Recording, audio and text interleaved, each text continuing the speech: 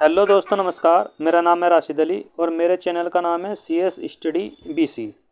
मैं आपकी तैयारी करा रहा हूँ BCom 5th सेमेस्टर। और जो आपकी बुक है 5th सेमेस्टर की, क्योंकि मैंने आपको कुछ दिन पहले ही एक वीडियो अपलोड की थी, उसमें आपको बताया था कि कौन कौन सी बुक आपके पास कंपलसरी पढ़ने के लिए है और कौन कौन सी बुक के लिए आपको ऑप्शनल है। कौन कौन सी बुक ऑप्शनल है। तो ये जो आपका सिलेबस है, इस सिलेबस में सब्जेक्ट में यानी कि आपका आ जाएगा कॉरपोरेट अकाउंट। कौन सा आ जाएगा भाई? Corporate account. ठीक है भाई। ये आपकी कॉरपोरेट अकाउंट में कौन कौन से चैप्टर है उनके बारे में डिटेल से डिस्कस करते हैं भाई। पहला चैप्टर है अंशों का निर्गमन, हरण व पुनः निर्गमन, यानी कि issue of shares, forfeiture and re issue. ठीक है भाई। तो पहला चैप्टर ये है। दूसरा चैप्टर है अधिमान अंशों का शोधन, रिडेम्पशन ऑफ प्रेफरेंशियल शेयर। ठीक है भाई। ये दूसरा चैप्टर यानी कि यो आपकी हो जाएगी, आपकी यहाँ से फर्स्ट यूनिट। कौन सी आ जाएगी? हो जाएगी भाई फर्स्ट यूनिट आपकी यहाँ से ये काउंट हो जाएगी। यानी कि पहला और दूसरा जो लेसन है आपका, यानी कि पार्ट है, ये आपके फर्स्ट यूनिट में हो जाएगी। और फर्स्ट यूनिट में जो कहना एक सिलेबस के अंदर दे रखा है, ये आपका 15 नंबर का आ जाएगा। कितना नंबर का आ जाएगा भाई? 15 नंबर के ये दोनों चैप्टर है।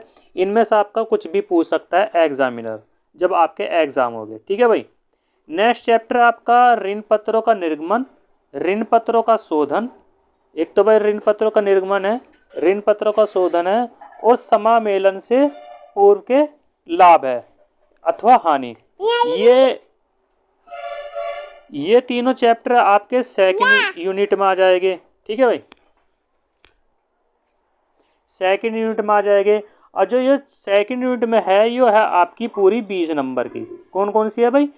तीनों चैप्टर 20 नंबर के हैं। ऋण पत्रों का निर्गमन, ऋण पत्रों का शोधन और समामेलन से पूर्व के लाभ अथवा हानि। ये तीनों चैप्टर आपके सेकंड यूनिट में आते हैं भाई। ठीक है भाई। यूनिट वाइज आपको मैं सारी चीज़ें बता दे रहा हूँ। छठा चैप्टर है कंपनी के खाते भाई। ठीक है भाई। कौन सा है भाई?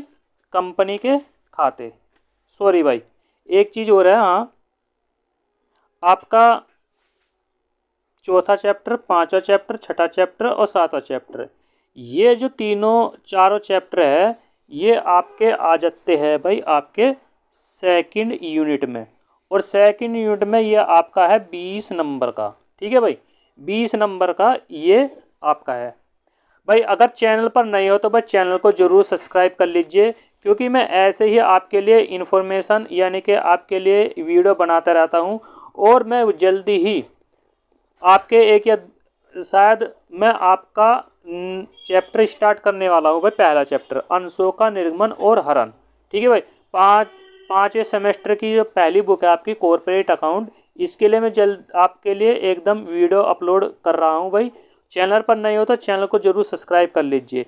इसमें सभी के लिए फ़ायदा हो जाएगा भाई। ये इंटर वालों के लिए भी है, ये आपके BCom वालों के लिए भी है, चाहे फाइनल वाले हो चाहे 5th सेमेस्टर वाले हो, ये BBA हो, MCom हो, सबके लिए भाई ये चैप्टर है।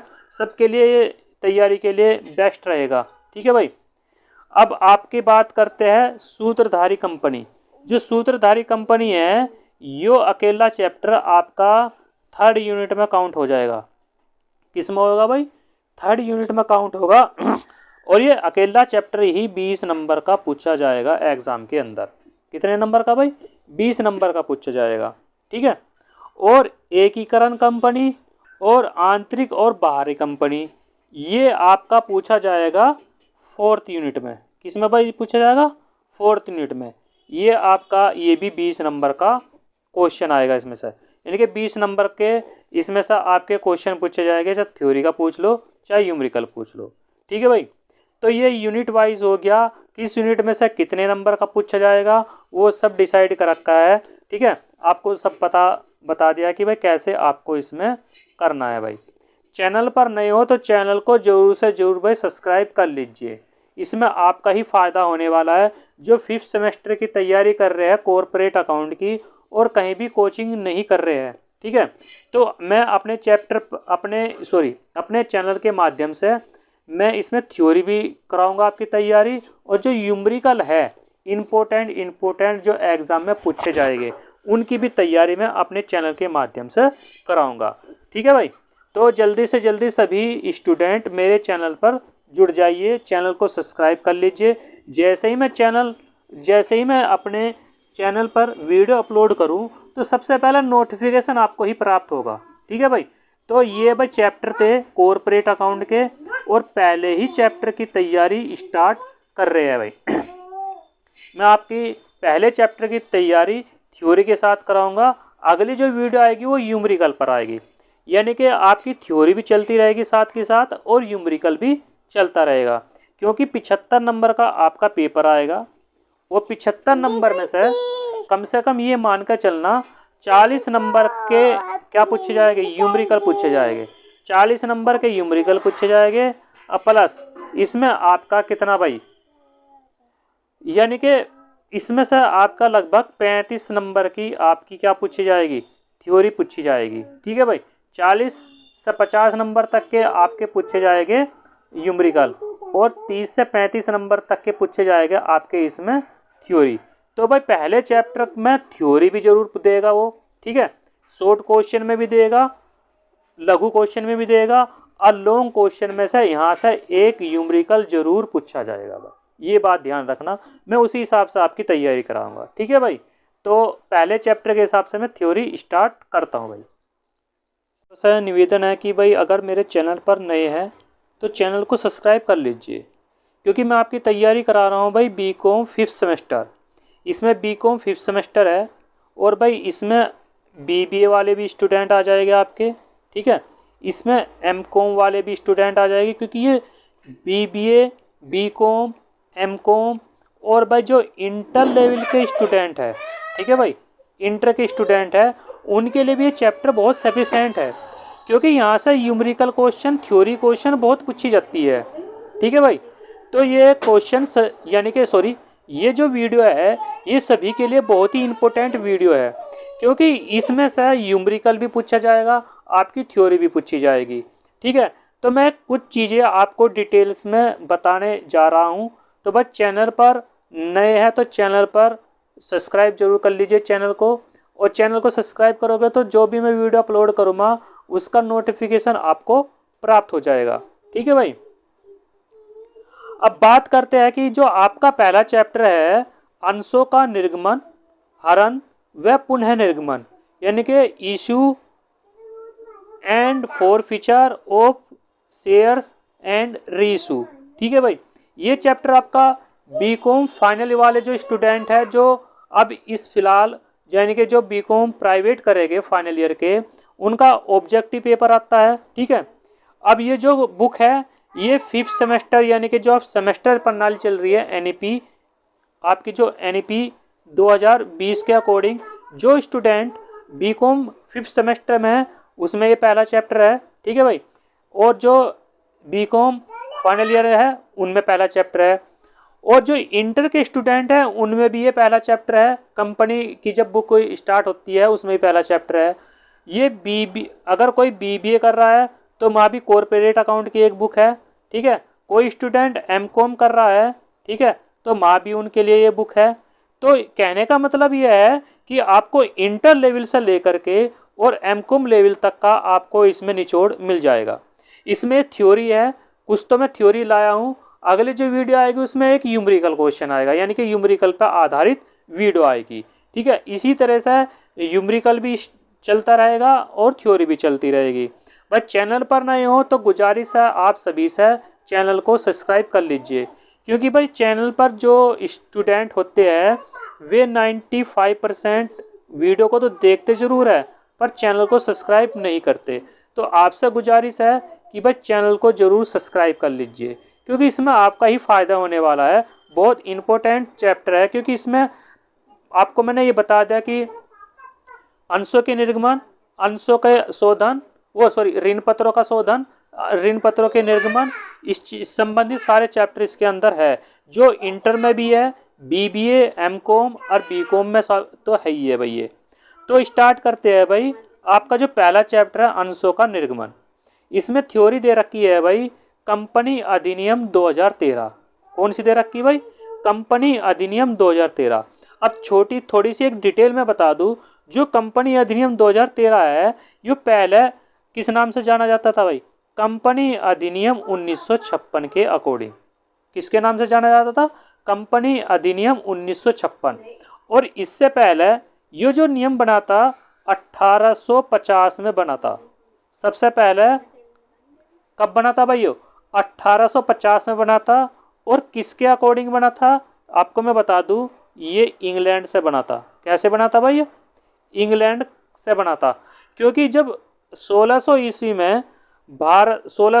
में भारत में अंग्रेज आए थे, तो उस यानी कि अंग्रेज आए थे, इंग्लैंड के व्यापारी करने यहाँ से आए थे। तो यहाँ से जो कंपनी आई थी वो ईस्ट इंडिया कंपनी के नाम से आई थी। और ईस्ट इंडिया कंपनी के नाम से जो आई थी, तो 1850 में ईस्ट इंडिया कंपनी ने एक एक्ट बनाया था, भारतीय कंपनी अधिनियम 1850 के अकॉर्डिंग। ठीक है भाई। उसमें संशोधन करते करते जब भारत आज़ाद हुआ, तो फिर एक्ट बना कंपनी अधिनियम 1956। ठीक है भाई। अब 2013 यानी कि इस एक्ट में परिवर्तन करने के बाद कंपनी अधिनियम 2013 यानी कि भारतीय कंपनी अधिनियम 2013 के नाम से जानते हैं। इसमें थ्योरी जो ये है कि कंपनी अधिनियम यानी कि भारतीय कंपनी अधिनियम 2013, ये राष्ट्रपति की मंजूरी कब मिली थी भाई? इसमें 20 अगस्त 2013। आपको किसी ने भी इसके बारे में डिटेल से आपको समझाया नहीं होगा भाई आपको। ठीक है। और ये 1 अप्रैल 2014 से प्रभावी हो गया। और इसमें इस अधिनियम में, ठीक है, कंपनी अधिनियम 2013 में कुल जो धाराएं है वो 470 धाराएं है और 7 अनुसूचियों में बटा हुआ है। ठीक है भाई। 7 अनुसूचियों में बटा हुआ है। ये 470 जो धाराएं है, 7 अनुसूचियां इसके अंतर्गत, और इसके अंतर्गत ये बटा हुआ है भाई। ठीक है। अब बात करते हैं कंपनी का आशय। ठीक है भाई। कंपनी का आशय, अर्थ और परिभाषा। यानी कि कंपनी का जो आशय है क्या है भाई? इसके अंदर कंपनी का आशय, कंपनी व्यक्तियों का एक ऐसा स्वैच्छिक संघ है जिसमें किसी राजनियम के अंतर्गत लाभ के व्यवसाय के चलाने के लिए की जाती है। ठीक है भाई। राजनियम द्वारा यानी कि गवर्नमेंट के संसद भवन में, ठीक है, इन कंपनियों को पारित किया जाता है। जैसे मैं आपको एक उदाहरण दे दूं, उदाहरण के रूप में जैसे आपका भारतीय रिजर्व बैंक ऑफ इंडिया है यानी कि RBI है, LIC है, यानी कि जितने बड़े बड़े जो केंद्र सरकार के द्वारा कंपनियों का निर्माण होता है, ठीक, वे राजनियम के द्वारा बोला जाता है। किसके द्वारा बोला जाता है? राजनियम के द्वारा बोला जाता है। ये स्वैच्छिक संघ होता है, यानी कि इन पर कोई दबाव नहीं होता। ठीक है। पर आप सब चीज जानते हो, तो इसलिए ये एक कंपनी का अर्थ हो गया। कंपनी की परिभाषा है, प्रोफेसर हैने ने दी है भाई।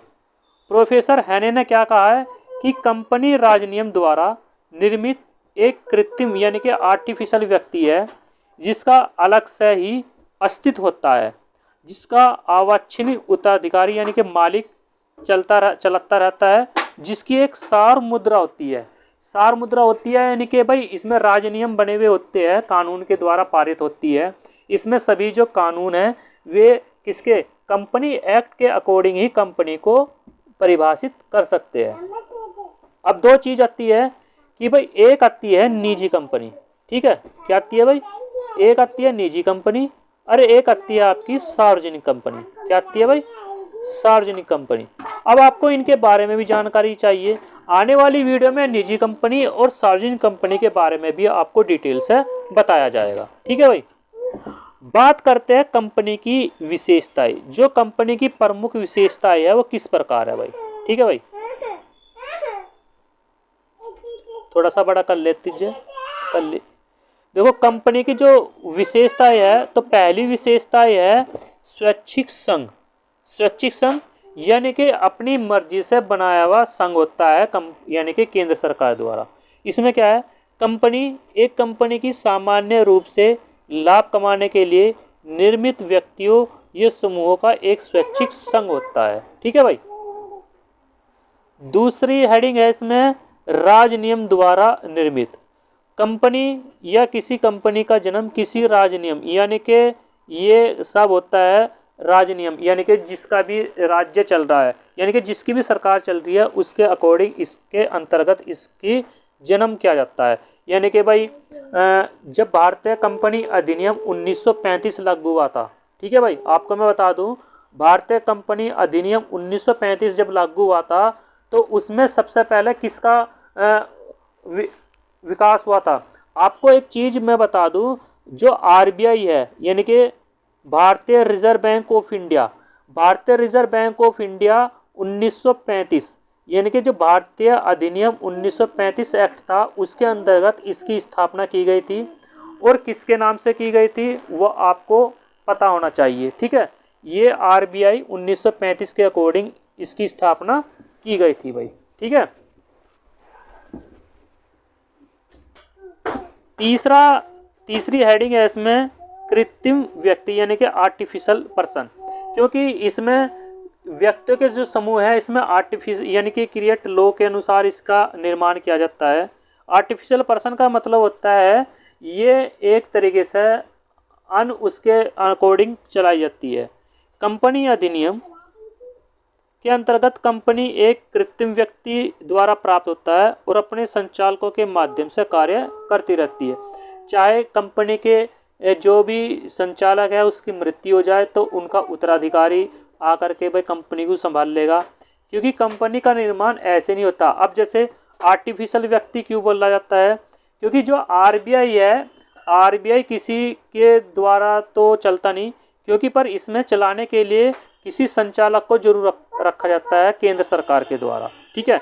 इसका अध्यक्ष बना करके रखा जाता है, यानी कि उसका जो रिटायरमेंट हो जाएगा उसके बाद फिर दूसरा कोई उत्तराधिकारी आएगा। कहने का मतलब है कोई भी उसके पर्सन आ जाएगा उसके अकॉर्डिंग, यानी कि जो उसकी क्वालिफिकेशन उसके अकॉर्डिंग रखता है, ठीक है भाई। वो केंद्र सरकार के ऊपर बात होती है कि उसका जो आरबीआई गवर्नर नियुक्त किया जाता है वो किस आधार पर किया जाएगा, ठीक है भाई।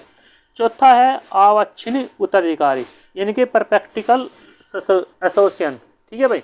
कंपनी का जीवन उसके सदस्यों के जीवन पर प्रभावित नहीं पड़ता, ठीक है भाई। ये बात बिल्कुल सही है, जो कंपनी के सदस्य होते हैं उसके जीवन से कोई प्रभावित नहीं होता।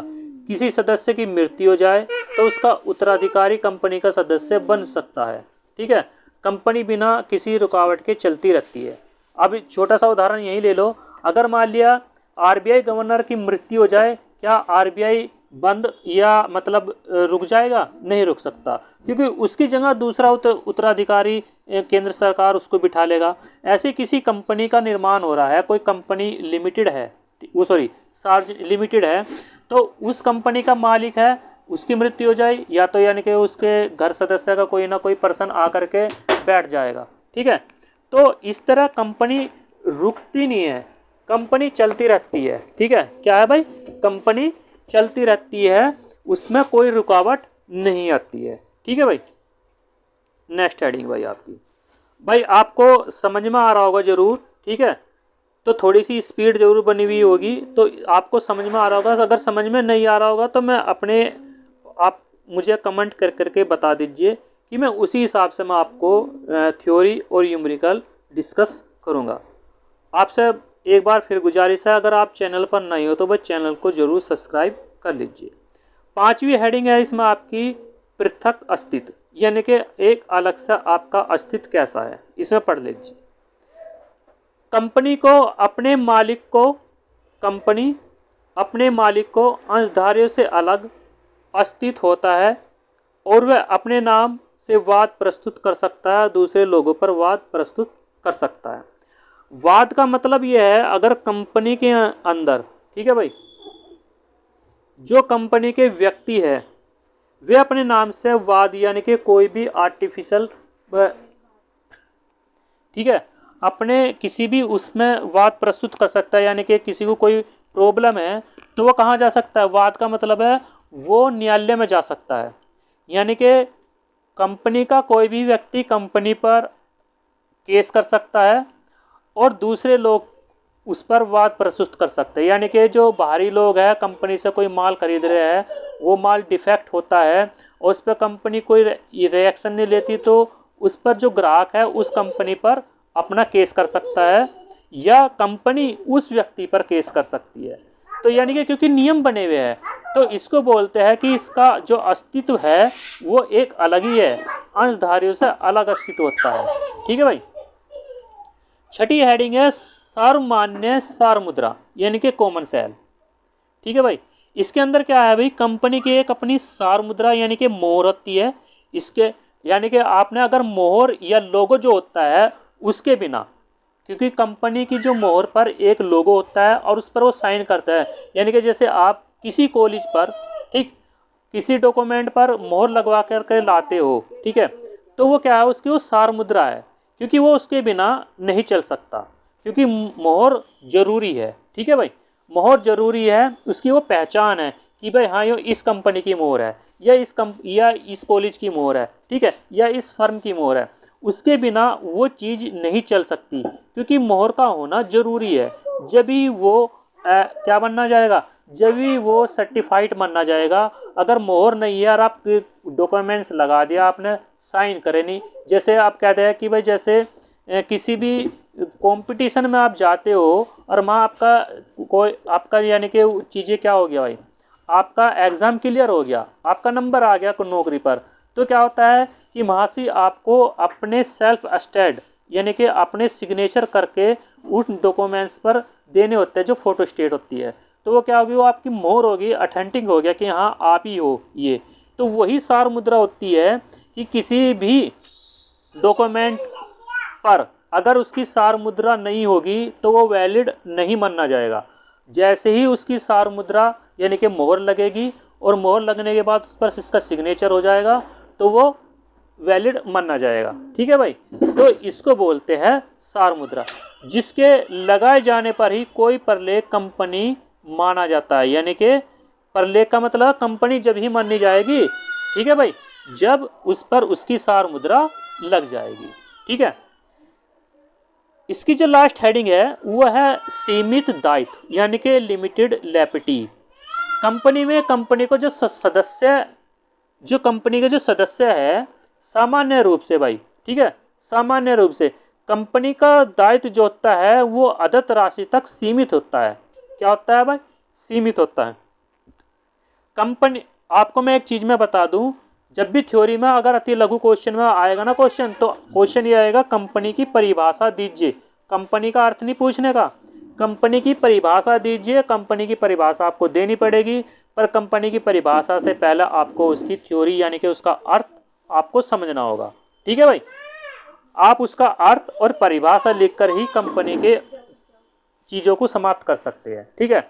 और एक दो चीज़, एक होती है निजी कंपनी और एक होती है सार्वजनिक कंपनी और एक होती है व्यक्तिगत कंपनी। ठीक है। इसमें हम ये देखेंगे कि किन किन कंपनियों में किन किन व्यक्तियों का दायित्व सीमित या असीमित होता है। ठीक है। आने वाले थ्योरी में हम इन चीज़ों को पढ़ेंगे। ठीक है भाई। तो ये चीज़ें अगर आपको समझ में आई होगी तो आई होप आप चैनल को सब्सक्राइब जरूर कर लीजिए। ठीक है भाई। Thank you.